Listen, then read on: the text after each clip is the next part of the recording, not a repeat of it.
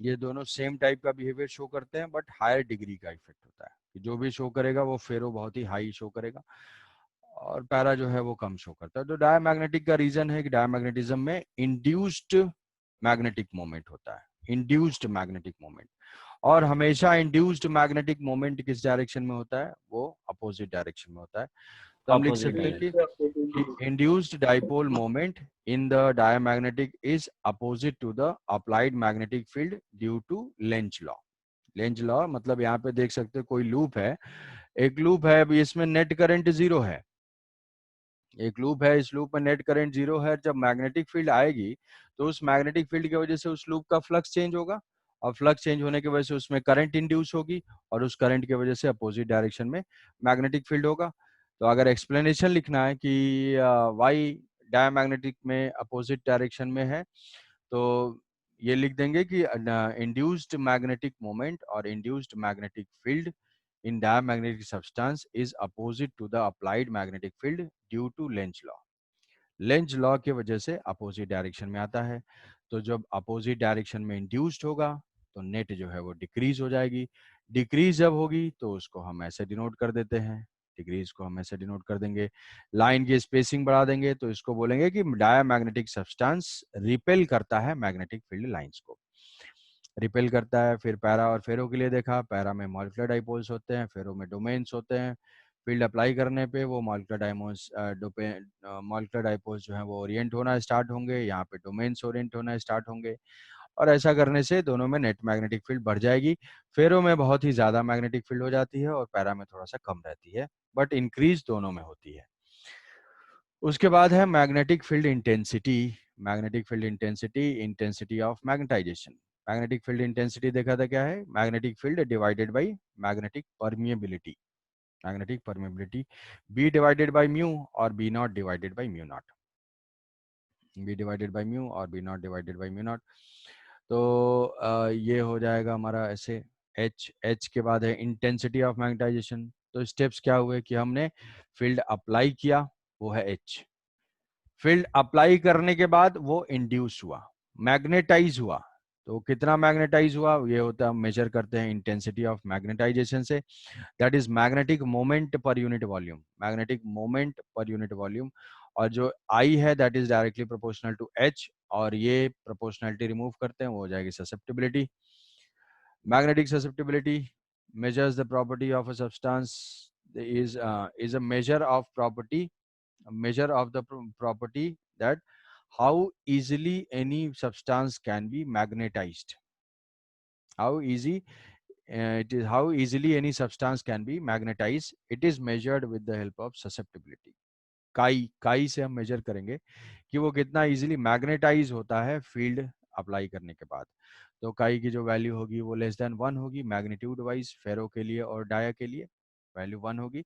Dia के लिए काई की वैल्यू नेगेटिव होगी क्योंकि जो फील्ड अप्लाई करेंगे उसके अपोजिट डायरेक्शन में वो इंड्यूस होगा डाया के लिए। हाँ सर, तो और वेक्टर अलग अलग तो ये वेक्टर अपोजिट हो जाएंगे और ये जो लिनियरली फेरो के लिए ये वैल्यू बहुत ही ज्यादा होती है। तो ये आई वर्सेस एच के ग्राफ है, इसमें से पैराफेरो जो है आइडेंटिफाई करने के लिए हो गया इतना।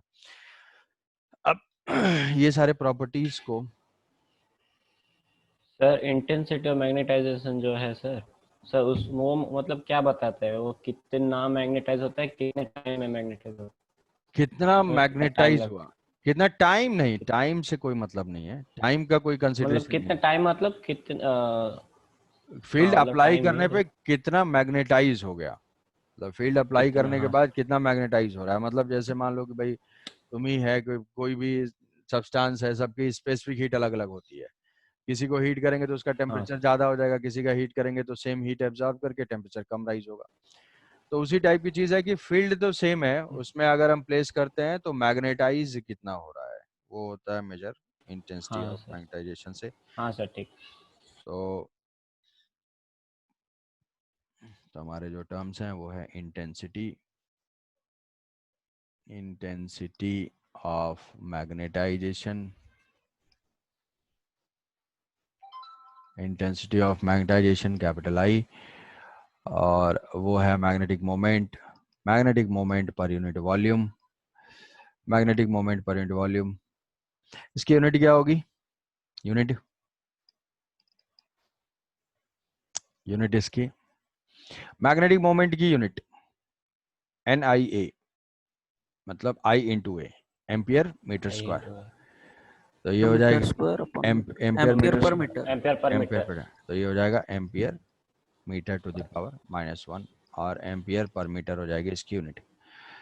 Magnetic intensity, magnetic field intensity या intensity of magnetic field H,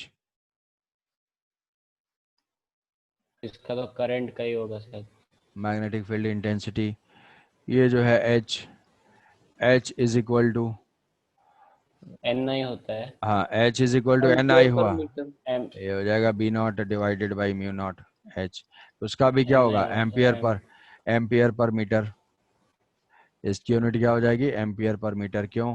क्योंकि number of turns per unit length होता है, यहाँ पे पर मीटर है अरे और अरे, ये है हाँ वो एम्पियर। नंबर पर मीटर। हाँ सर, हाँ सर। तो और ये दोनों सेम होते हैं, I is directly proportional to, तो ये है काई into H, magnetic susceptibility.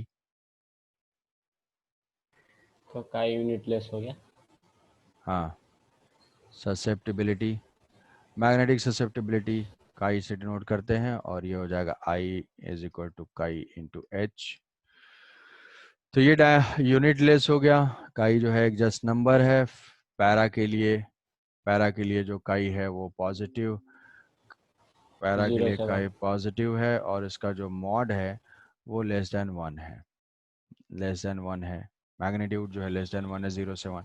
Dia के लिए ये जो है वो नेगेटिव है, और इसका जो मॉड है वो लेस देन 1 है।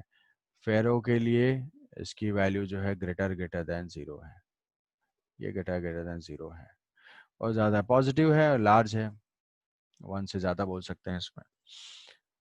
Magnetic permeability, relative magnetic permeability,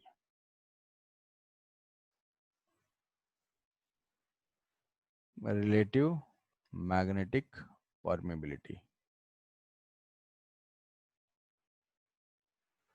relative magnetic permeability mu R.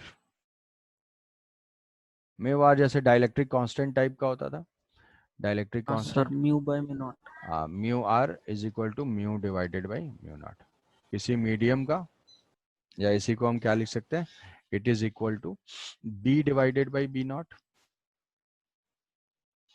B divided yes, by B yes not, sir. ये हो यस जाएगा। सर, अलग अलग मीडियम में। तो यहाँ पे देखो, मैग्नेटिक फील्ड अगर मैग्नेटिक परमेबिलिटी 2 है, मैग्नेटिक परमेबिलिटी 2 है, तो कहीं पे मैग्नेटिक फील्ड क्या हो जाएगा, 2B0 हो जाएगा। उधर इलेक्ट्रिक फील्ड में याद करो, इलेक्ट्रिक फील्ड में जो है वो क्या हो रहा था, अगर डाइलेक्ट्रिक कांस्टेंट के है तो जो इलेक्ट्रिक फील्ड है वो E0/K। हाँ सर। ऐसा नहीं कि वहाँ, ऐसा यस नहीं, सर। ऐसा ही जो है याद रखना, ऐसा नहीं हो रहा है। वैक्यूम से म्यू आर टाइम्स के टाइम्स, अगर मान लो इसका जो डाइलेक्ट्रिक कांस्टेंट टाइप जो रिलेटिव मैग्नेटिक परमेबिलिटी अगर 2 है, तो वैक्यूम से मैग्नेटिक फील्ड डबल हो रही है। अगर 1 है तो मैग्नेटिक फील्ड सेम है, अगर लेस देन 1 है तो मैग्नेटिक फील्ड डिक्रीज हो रही है। मतलब मैग्नेटिक फील्ड इंक्रीज डिक्रीज हमेशा हो सकती है। लेकिन यहाँ पे क्या था, इलेक्ट्रिसिटी में क्या था, वहां पे डाइलेक्ट्रिक में जाएंगे तो हमेशा डिक्रीज हो जाएगी डाइलेक्ट्रिक जो है, क्योंकि के की वैल्यू ऑलवेज ग्रेटर देन 1 है। लेकिन म्यू आर जो है वो, पॉजिटिव होती है। म्यू आर जो है वो ग्रेटर देन लेस देन 1 भी हो सकता है, वो डिपेंड करेगा अभी। तो ऐसा है। तो भाई मान लो कोई भी हम सब्सटेंस अगर लेते हैं, कोई भी सब्सटेंस है, उसको अगर हमने मैग्नेटिक फील्ड में प्लेस किया, मैग्नेटिक फील्ड में अगर उसको हमने प्लेस किया, और यहाँ पे ये जो है हमारा B0 हमने अप्लाई कर दिया, B0 हमने अप्लाई कर दिया, वैक्यूम था वहां पे, वो सब्सटेंस आ गया, वहां पे सब्सटेंस आ गया, तो ये कुछ मैग्नेटाइज होगा। मैग्नेटाइज होने का मतलब मैग्नेटिक प्रॉपर्टी अक्वायर करेगा, मैग्नेटाइज हुआ, मैग्नेटिक प्रॉपर्टी अक्वायर किया। तो ये जब मैग्नेटाइज होगा तो वो मैग्नेटाइजेशन सेम डायरेक्शन में भी हो सकता है, अपोजिट डायरेक्शन में भी हो सकता है। तो हम क्या लिखेंगे कि ये जो B है, जो नेट मैग्नेटिक फील्ड है वो B0 प्लस जो मैग्नेटाइजेशन की वजह से आएगा, मैग्नेटाइजेशन की वजह से आएगा, दोनों का रिजल्टेंट होगा। ये दोनों का रिजल्टेंट हो जाएगा। तो ये जो बी नॉट है, बी नॉट क्या है, बी नॉट जो है ये, इसको हम ऐसे लिख सकते हैं mu naught into H, mu naught into H. और जो मैग्नेटाइजेशन की वजह से जो मैग्नेटिक फील्ड है वो क्या हो जाएगा, mu not into I. Intensity of magnetization मतलब वो मैग्नेटिक प्रॉपर्टी एक्वायर किया, इंटेंसिटी टाइप ही है वो। तो वहां पे कितनी मैग्नेटिक फील्ड है, म्यू नॉट से मल्टीप्लाई करेंगे तो वो आ जाएगी magnetize magnetic field H plus ये, ऐसे वेक्टर लिख सकते हैं, net magnetic field. Net magnetic field है तो I I is equal to जो था वो काई इंटू एच। जो भी फील्ड अप इंड्यूस होगा वो डायरेक्टली प्रोपोर्शनल होगा, तो B is equal to mu not into H plus mu not into chi into H. तो यहाँ से mu not into H common हो जाएगा, B is equal to mu not into H 1 plus chi. तो mu not into H is equal to B not, और ये हो जाएगा B by B not. B by B not क्या हो जाएगा, ये जो टर्म है बी नॉट, तो B is equal to B naught 1 plus chi. B by B naught is equal to mu R, B by B naught is equal to mu R. तो magnetic permeability और magnetic susceptibility में ये relation है, mu R is equal to 1 plus chi. Chi positive और negative हो सकता है भाई, 1 से छोटा ही है बट पॉजिटिव भी हो सकता है, नेगेटिव भी हो सकता है। तो पैरा के लिए क्या होगा, पैरा के लिए जो म्यू आर है वो ग्रेटर देन 1 होगा, डाया के लिए क्या देन होगा, 1। म्यू आर वो लेस देन 1 होगा, और फेरो के लिए क्या है, ये म्यू आर बहुत ही ज्यादा है, very very very large as compare to. तो इलेक्ट्रिसिटी में डाइलेक्ट्रिक कांस्टेंट हमेशा ग्रेटर देन 1 ही था, लेकिन मैग्नेटिज्म में जो रिलेटिव परमिबिलिटी है, जो डाइलेक्ट्रिक कांस्टेंट की जगह हम यूज कर रहे हैं, वो लेस देन 1 भी है, ग्रेटर देन 1 भी है, very large as compare to. दोनों दोनों ही केसेस हैं, इसीलिए मैग्नेटिक फील्ड इंक्रीज भी हो सकती है, डिक्रीज भी हो सकती है। बट इलेक्ट्रिसिटी में किसी भी मीडियम में डाइलेक्ट्रिक जो इलेक्ट्रिक फील्ड होगी वो हमेशा डिक्रीज ही करेगी। तो B is equal to mu R times B naught है, B is equal to mu R times B naught है। तो ये रिलेशन हमें याद रखना है, ससेप्टिबिलिटी और रिलेटिव परमेबिलिटी। तो आसान से डायरेक्ट फार्मूला बेस्ड टाइप के क्वेश्चन इसमें आ सकते हैं कि susceptibility is equal to 0.2, susceptibility is equal to 0.3। तो मैग्नेटिक फील्ड कैलकुलेट करने के लिए सब सिंपल जो है दिया हुआ है। तो ये हो जाएगा म्यू आर और ससेप्टिबिलिटी में रिलेशन। आई बात समझ में? हाँ सर। तो ये यस सर। ये हमारा relative permeability, susceptibility, magnetic field intensity और इंटेंसिटी ऑफ मैग्नेटाइजेशन, इनके जो है इनकी यूनिट, इनके जो फॉर्मूले हैं और वो उनके बीच में रिलेशन, ये हमने कर लिया। अब इसके बाद है, इसको फिर लास्ट में एक टेबल अभी दिखाऊंगा, वो टेबल जो है वो टेबल में सारी चीजें वहां पे कंक्लूडेड है, तो उतना बस उसको याद कर लेना है। इसके बाद है hysteresis, hysteresis curve.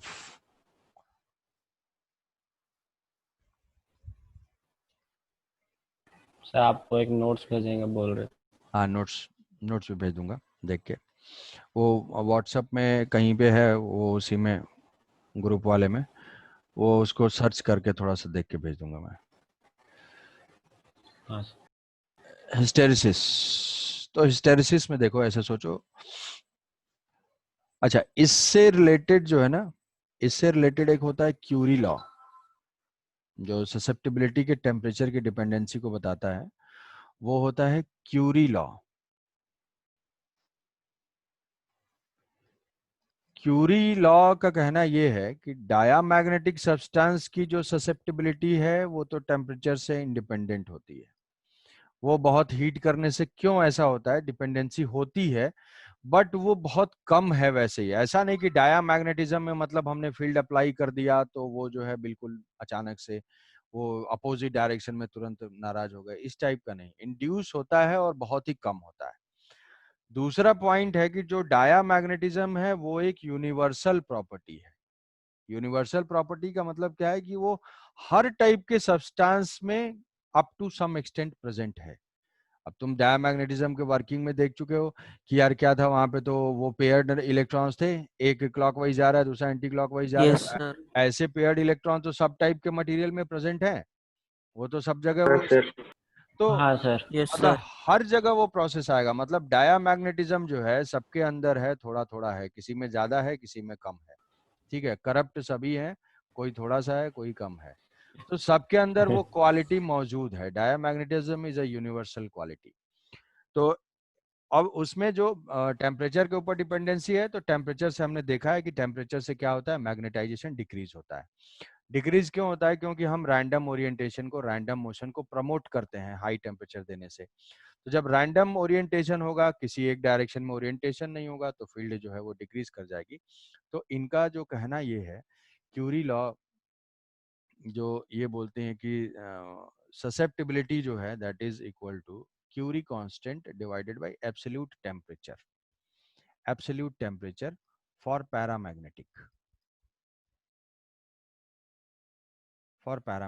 Paramagnetic substance के लिए ही जो ये है एब्सोल्यूट टेम्परेचर, मतलब इन केल्विन में ये होना चाहिए, डिग्री में नहीं। ये है क्यूरी कांस्टेंट, वो क्यूरी कांस्टेंट की वैल्यू गिवन होगी, एक कांस्टेंट है जैसे स्टीफेंस कांस्टेंट्स ये सारे हैं। तो जो ससेप्टिबिलिटी है that is inversely proportional to absolute temperature. और ये सिर्फ पैरामैग्नेटिक के लिए, फेरोमैग्नेटिक के लिए तो कुछ डिपेंडेंसी है नहीं, सॉरी डायामैग्नेटिक के लिए है नहीं, और फेरो के लिए भी नहीं है। इतना लीनियर रिलेशन जो है वो फेरो के लिए भी नहीं है। तो ये सिर्फ और सिर्फ किसके लिए है? Curie law. क्यूरी लॉ जो है वो पैरामैग्नेटिक सब्सटेंस के लिए है।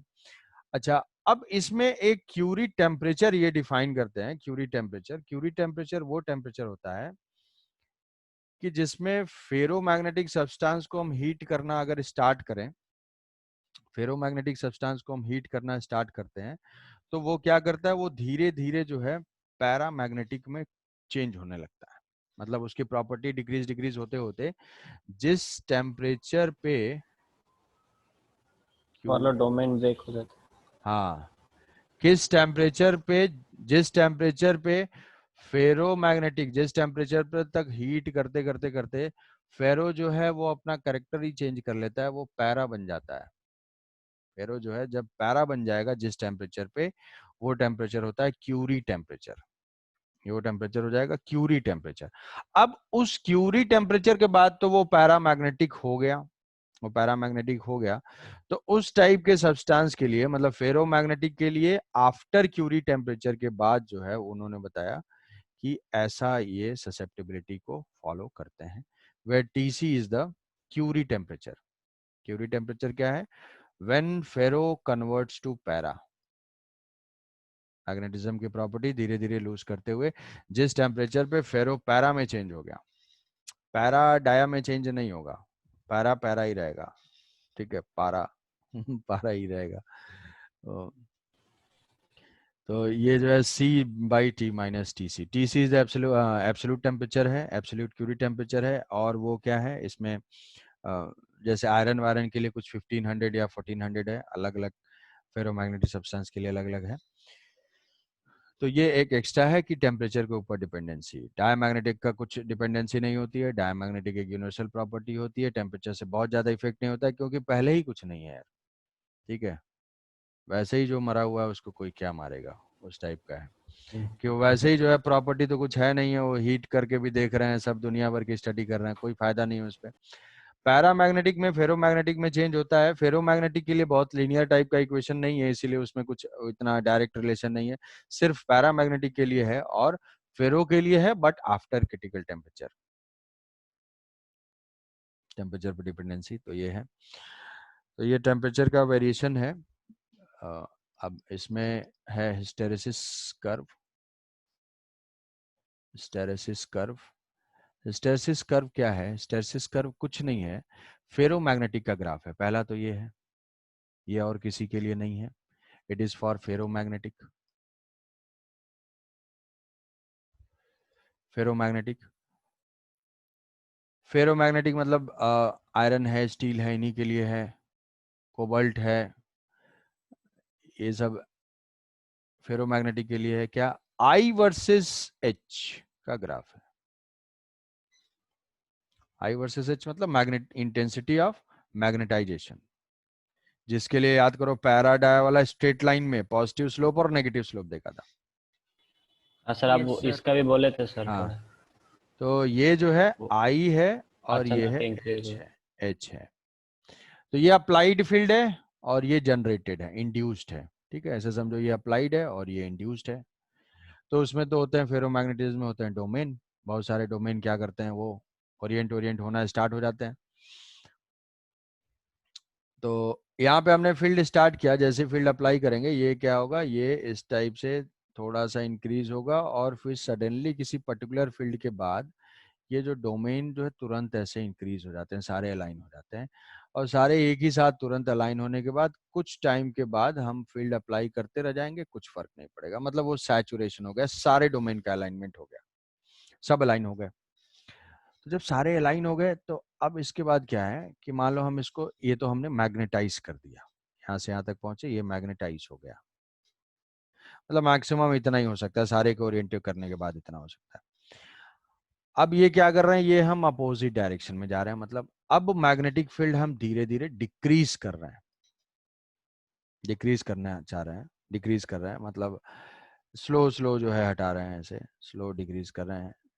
तो जब डिक्रीज करते हैं तो एग्जैक्टली वो सेम टाइप का पाथ फॉलो नहीं करता है, मतलब ऐसा नहीं कि अगर हम फील्ड हटाना स्टार्ट किए तो वो तुरंत साथ के साथ इमीडिएटली डीमैग्नेटाइज होता जाएगा, नहीं, हटाने के बाद भी कुछ ना कुछ उसके अंदर मैग्नेटिक प्रॉपर्टी रहती है फेरोमैग्नेटिक मटेरियल के अंदर।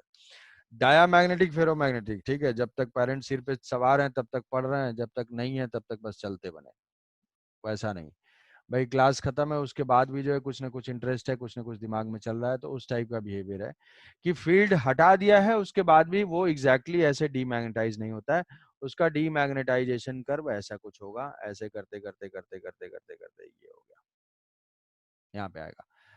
यहाँ का कंक्लूजन क्या है कि ये जो टर्म है ये O है और A है, ये A है रेसिड्यूअल इंटेंसिटी ऑफ मैग्नेटाइजेशन, मतलब बची हुई, जब कुछ भी नहीं है तो जो है जब कुछ भी नहीं है तो जो है, मतलब सब तोड़ गया, फॉग बच गया, वही वाला है 0 to A, मतलब O A जो है वो क्या है, यस सर।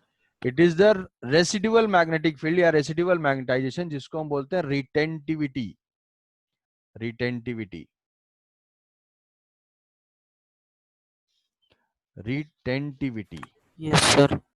कि जो रिटेन रह गया after removal of external magnetic field, the amount of magnetization left after removal of external magnetic field is called retentivity. OA is the retentivity. Yes, sir. तो जैसे मान लो जिसे मुझे परमानेंट मैग्नेट बनाना है, जिसको मैं चाहता हूं, जैसे स्पीकर में मान लो परमानेंट मैग्नेट यूज हो रहा है, तो जो परमानेंट मैग्नेट मुझे बनाना है उसमें क्या होना चाहिए प्रॉपर्टी, उस मटेरियल की हाई रिटेंटिविटी होनी चाहिए या लो रिटेंटिविटी होनी चाहिए, सर हाई। हाई रिटेंटिविटी होना चाहिए, क्योंकि मुझे थोड़ी कि जब फील्ड में जब होगा तो फील्ड में से निकाल के तुरंत यूज करेंगे, फिर रख देंगे उसमें कि बेचारा भूल जाता है सब कुछ, इसको जो है तुरंत बाहर निकालो और फिर मैग्नेट की तरह एक्ट करेगा, फिर इसको रखो नहीं तो जीरो हो जाएगा। उसके अंदर रिटेंटिविटी बहुत ज्यादा होनी चाहिए, वो जो भी है सब कुछ दिमाग में अपने रखा रहे, तो हाई रिटेंटिविटी होनी चाहिए। बट मान लो जहां पे टेम्पररी यूज है, जैसे इलेक्ट्रोमैग्नेट जो कि मैग्नेटिक ब्रेक में यूज होता है, इलेक्ट्रिक बेल में यूज होता है, कि हमने क्या किया, करंट फ्लो कराया, उसके अंदर मैग्नेटिक प्रॉपर्टी आई, मैग्नेट की तरह से एक्ट किया, फिर हटा दिया तो काम खत्म।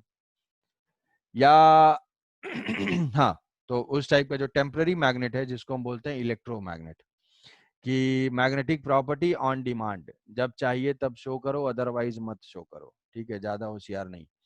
तो वैसे केस में उसकी क्या प्रॉपर्टी होनी चाहिए, उसकी जो है लो रिटेंटिविटी होनी चाहिए, कि जब मैं फील्ड हटा दूं फील्ड की लो रिटेंटिविटी होनी चाहिए। So for permanent magnet high retentivity is required, for electromagnet low retentivity is required. Coercive property ये क्या हो गया, तो ये हुआ, ठीक है। तो यहाँ से हाँ नितिन बोलो। सर वो सेकंड वाला ग्राफ थोड़ा फिर से बोल देंगे। सेकंड है कि ऐसे जब क्या हम है? ये जो है ना, जब जब कुछ नहीं था, वो मटेरियल सैंपल वैसे था, जब हमने इसको मैग्नेटाइज करना स्टार्ट किया ना, मैग्नेटाइज करते करते तो फाइनली मैग्नेटाइज हो गया, बट जब अब फील्ड डिक्रीज करना स्टार्ट करेंगे तो वो एग्जैक्टली सेम पाथ पे फॉलो नहीं करता है, कुछ ना कुछ बचा रहता है हमेशा, ऐसे ऐसे ऐसे। एग्जैक्टली ये नहीं कि तुरंत हटाया तो तुरंत ओरिजिनल पे पहुंच गया। तो वो स्ट्रेस स्ट्रेन है। हाँ, रिटर्निंग ऐसा है, रिटर्निंग ऐसा है, यहाँ से गए ऐसे, बट ये रिटर्न ऐसे हो रहा है। अब रिटर्न ऐसे हो रहा है तो ये जो रिटेंटिविटी है, इसको जीरो करने के लिए, इसको जीरो करने के लिए जो फील्ड रिक्वायर्ड है, दैट इज कॉल्ड, क्योंकि यहाँ पे हमें अब क्या करना होगा, फील्ड की डायरेक्शन चेंज करनी होगी। ये नेगेटिव एच का मतलब क्या हुआ, हमने फील्ड के डायरेक्शन को चेंज कर दिया, तो फील्ड की डायरेक्शन चेंज किया, तो ये जो है B, O B, O B is called coercivity. It is the opposite magnetic field required to remove the retentivity, completely demagnetize the substance. It is the amount of magnetic field, or it is the external magnetic field required to completely demagnetize. भाई जो बची कुची magnetisation थी उसको zero करने के लिए जो magnetic field चाहिए मुझे अपोजिट डायरेक्शन में जो चाहिए, उसको हम बोलते हैं कोएर्सिविटी। इसको क्या बोलते हैं, कोएर्सिविटी। कोर्सिविटी एंड रिटेंटिविटी, ये दो चीजें हैं। तो जिसके भाई हाई रिटेंटिविटी होगा उसमें हाई कोर्सिविटी भी होगा, सीधी सी बात है कि जिसमें हाई रिटेंटिविटी है, जिसमें ज्यादा रेसिडुअल मैग्नेटिक फील्ड बची, उसको जीरो करने के लिए उतनी मेहनत लगेगी ना। और फिर इसके बाद क्या है कि ये जीरो हो गया, जीरो होने के बाद फिर अगर हम फील्ड कंटिन्यू कर देते हैं, कंटिन्यू करते करते करते करते करते करते क्या है, ये अपोजिट डायरेक्शन में मैग्नेटाइज हो जाएगा। मतलब पहले डोमेन ऐसे थे, अब फिर क्या हो गए, नेक्स्ट जो है ऐसे हो गए, अपोजिट डायरेक्शन में मैग्नेटाइजेशन मिल गया। फिर इसको जो है जीरो करेंगे, फिर अगर फील्ड चेंज होता है तो फील्ड चेंज होगा तो फिर से क्या हो जाएगा, ये यही रिटेंटिविटी बचेगी।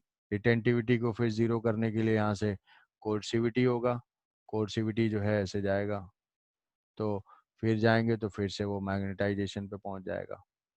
तो ये साइकिल जो है वो चलता रहेगा ऐसे। मतलब स्टार्ट ऐसे हुआ, स्टार्टिंग के बाद ये डायग्राम तो थोड़ा सा समझाने में ऐसे है, इस टाइप का हो जाएगा।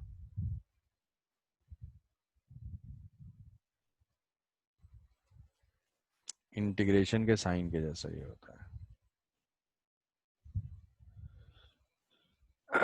ये ऑलमोस्ट ये जैसे सेम ही रहता है, बट आई इंटू एच तो ठीक है, ससेप्टेबिलिटी के ऊपर भी डिपेंड करेंगे।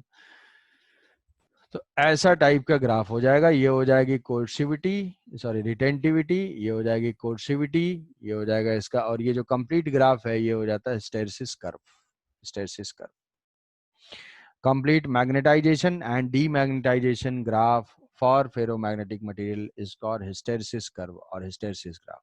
ये क्या है, मैग्नेटाइजेशन और डीमैग्नेटाइजेशन।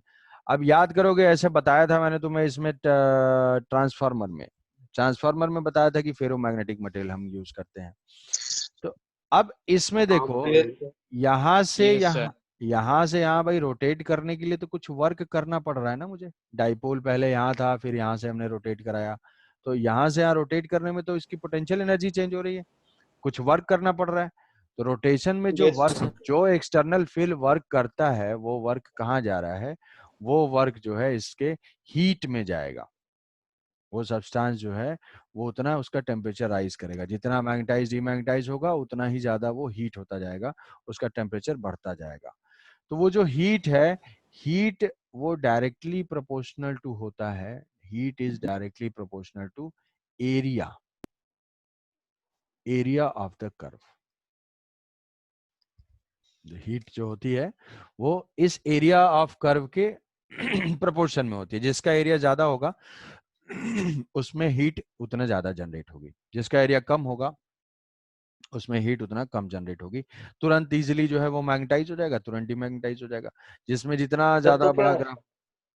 हाँ, सर सॉफ्ट आयरन का रिटेंटिविटी कम होगा? हाँ, तो जो सॉफ्ट आयरन है, सॉफ्ट आयरन, तो जो जो हमें इलेक्ट्रोमैग्नेट लेना चाहिए, इलेक्ट्रोमैग्नेट लेना चाहिए, उस मैग्नेट की क्या प्रॉपर्टी होनी चाहिए, low retentivity low retentivity and low कोर्सिविटी। भाई रिटेंटिविटी लो होगी तो लो ही होगा, लो कोर्सिविटी, लो कोर्सिविटी होनी चाहिए। और परमानेंट मैग्नेट, परमानेंट मैग्नेट की क्या प्रॉपर्टी होनी चाहिए? हाई रिटेंटिविटी होनी चाहिए। हाई रिटेंटिविटी होगा तो हाई कोर्सिविटी भी होगा। ठीक है, तो soft iron and steel. Soft iron मतलब हम सॉफ्ट इस सेंस में बोलते हैं कि जिसको मैग्नेटाइज होना डीमैग्नेटाइज होना आसान है, जो बेचारा जो बोलो कर दे, सॉफ्ट टाइप का है, वो आयरन जो है हम उसको बोलेंगे सॉफ्ट आयरन। और कोई एलॉय होगा फेरोमैग्नेटिक मटेरियल का, तो वो जो है उसको हार्ड आयरन या ऐसे बोलते हैं। तो मैग्नेटाइजेशन के सेंस में होता है, सॉफ्ट आयरन का मतलब नहीं कि ऐसे सॉफ्ट लगेगा वो। तो इलेक्ट्रोमैग्नेट, कार्बन कंटेंट कम होता है सर। हाँ भाई ये सब जो है ज्ञान है उसके साथ। तो low retentivity, permanent magnet, permanent magnet वो है जिसकी हाई रिटेंटिविटी होगी, हाई कोर्सिविटी होगी। इलेक्ट्रोमैग्नेट या टेम्पररी मैग्नेट, हम उस टाइप का मटेरियल सेलेक्ट करेंगे जिसमें लो रिटेंटिविटी हो। ये स्टेसिस ग्राफ है, ये है retentivity, coercivity, hysteresis curve, Curie law, सारे रिलेशन, सारे टर्म्स, बस इसमें इतने ही है। इसको जो है एक बार इससे रिलेटेड और सर भी वो जो डाइपोल मतलब रोटेट करता है ना सर वो तो एक्सटर्नल मैग्नेटिक फील्ड की वजह से होता है हम्म, सर। तो फिर उसका उधर वर्क कौन करता है सर? मैग्नेटिक फील्ड तो वर्क नहीं करता ना सर। हाँ मैग्नेटिक फील्ड वर्क नहीं करता है, वो सही बात है, बहुत सही सवाल है ये। उसमें उसमें क्या है कि वो डाइपोल जो मैग्नेटिक फील्ड जनरेट करने वाले सोर्सेज हैं, मतलब उसमें हम एनर्जी का कंसिडरेशन कहाँ से लाते हैं कि भाई चलो मैग्नेटिक फील्ड वर्क नहीं कर रहा है उसमें, लेकिन जो एनर्जी लॉस हो रही है वो लॉस कहाँ जा रहा है? वो लॉस मतलब जो भी है, मान लो मैग्नेटिक फील्ड जनरेट करेंगे तो उसका कुछ ना कुछ तो सोर्स होगा, सोलेनॉइड होगा, कहीं होगा, कोई एक्सटर्नल फील्ड होगा। तो जो पावर वहां से कंज्यूम हो रहा है उतना उस मटेरियल में लॉस हो रहा है, हाँ उसमें हीट जनरेट। उसमें हीट जनरेट हो रहा है, उसको अकाउंट हम वैसे ही करते हैं। ठीक है, हाँ हाँ सर। इसी टाइप से उसको बोलेंगे। तो ये जो है तुम्हें अल्टीमेटली ये प्रॉपर्टीज याद रखना है, ये जो प्रॉपर्टी है इसको, इसी को याद रखना है। इसको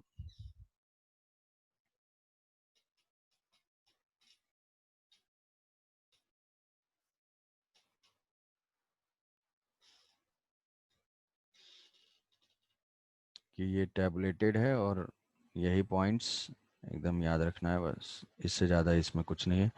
मैग्नेटिक मटेरियल में कौन सा चल रहा था आज? हाँ ये है।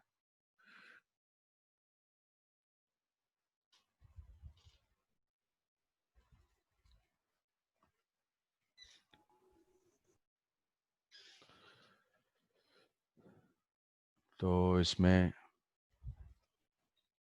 ये है हमारा diamagnetic paramagnetic substance found in जो भी सॉलिड लिक्विड गैस। डायमैग्नेटिक और पैरामैग्नेटिक तीनों ही स्टेट में हो सकते हैं, सॉलिड लिक्विड गैस तीनों हो सकते हैं। फेरोमैग्नेटिक जनरली जो है सॉलिड होता है। ये इसके एग्जांपल भी तुम्हारे नोबल गैस और ये AgAu जो भी है, कॉपर, कॉपर क्या है? डायमैग्नेटिक है। और उसके बाद ये पैरामैग्नेटिक सब्सटेंस में एल्यूमिनियम, ऑक्सीजन, जो भी एग्जांपल्स याद रखना है, ये जो है ट्रांजिशन मेटल्स हो जाएंगे, कोबाल्ट और ये आयरन, निकेल, ये सब, कैडमियम याद रखना है। Diamagnetic substance is a universal property, not universal, not universal. Can be explained on the basis of orbital motion of electron. जैसा बताया था कि डायमैग्नेटिज्म में क्यों हो रहा है। Explained on the basis of spin and orbital motion of the electron. ये ओरिएंटेशन से रिलेटेड है कि जो डाइपोल ऑलरेडी एग्जिस्ट कर रहा है वो जो है ओरिएंट करेगा। Can be explained on the basis of domain theory. जो स्ट्रांग मैग्नेटिक फील्ड में प्लेस करेंगे तो वो हो जाएगा B0 माइनस BM, जो मैग्नेटिक है, इंड्यूस्ड मैग्नेटिक मोमेंट।